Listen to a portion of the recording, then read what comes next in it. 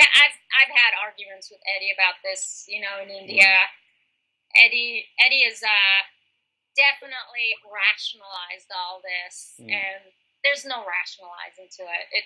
It so happened. Yeah. It's so blatantly obvious, and as a community, it's really pathetic that we all put up with it. I mean, we stopped having him at Yoga Works in 1993 or 94 due to this issue. Huh.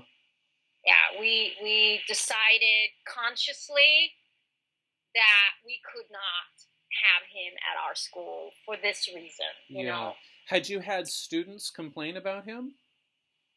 Not me, but you know, off the record, I can't speak for Chuck. Yeah.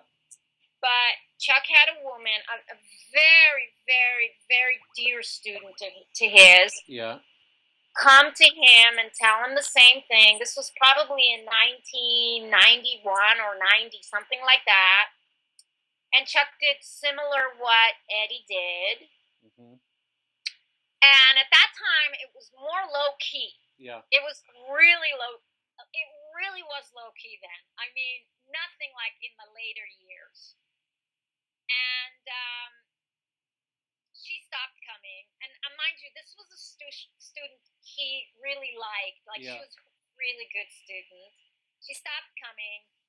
And then in 1993, I think our last trip to India, I think that was our last trip, it gotten worse, or 94, I can't remember. Chuck would know the years much better than me. I'm not so good with years.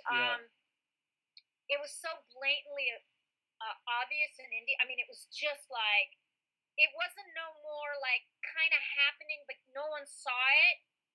It was so, it gone to another, like, you could not ignore it anymore. And I mean, remember we had a meeting, me and Chuck and Eddie and Nikki, and Eddie was there, and we were all like, what is going on here? Yeah. And they deflected it, and Chuck and I couldn't. And it was at that point we made a real decision that we were no longer, we just couldn't. Yeah. You know, we loved the system, and we still had a lot of room in our heart for him, but it had gone to a level that we couldn't deal with.